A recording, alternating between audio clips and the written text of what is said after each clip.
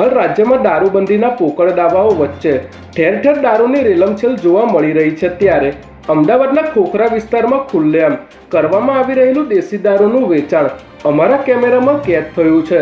શહેરના ખોખરા પોલીસ સ્ટેશનની હદ વિસ્તારમાં ગોવા, માઉન્ટ આબુ, દીવ, દમણ તેમજ રાજસ્થાન આ બધી જગ્યાને પણ શરમાવે તેવો દારૂનો અડ્ડો ધમધમી રહ્યો છે। અને સૌથી મોટી નવાઈની વાત તો એ છે કે ખોખરા પોલીસ ચોકીથી માત્ર થોડા જ અંતરે લોકોના શરીરને જોખમરૂપ કેમિકલયુક્ત દારૂનું વેચાણ થઈ રહ્યું છે, ત્યારે અહીં આટલી મોટી સંખ્યામાં ચાલતા દારૂના અડ્ડાઓ ખોખરા પોલીસ સ્ટેશનના પોલીસ ઇન્સ્પેક્ટર સાહેબશ્રીની નિષ્ફળતા અને બેદરકારી કહી શકાય તેવા અનેક સવાલો જાગૃત જનતામાં ઉઠી રહ્યા છે।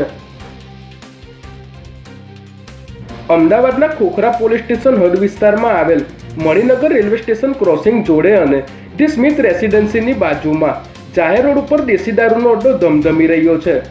આ દારૂનો અડ્ડો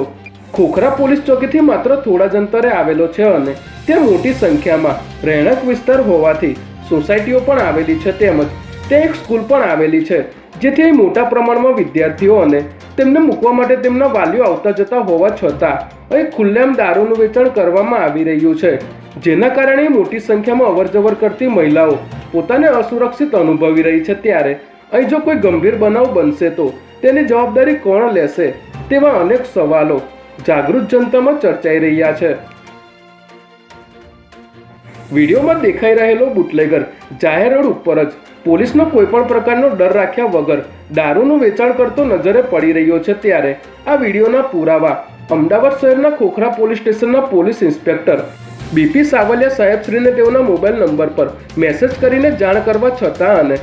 112 નંબર ઉપર ફોન કરીને માહિતગાર કરવા છતાં કાર્યવાહીના નામે મીંડું જોવા મળી રહ્યું છે, જેથી ખોખરા પોલીસ સ્ટેશન હદ વિસ્તારમાં ચાલતા અન્ય દારૂના અડ્ડાઓનો પર્દાફાશ ટૂંક સમયમાં અમારા ન્યૂઝના માધ્યમથી કરવામાં આવશે।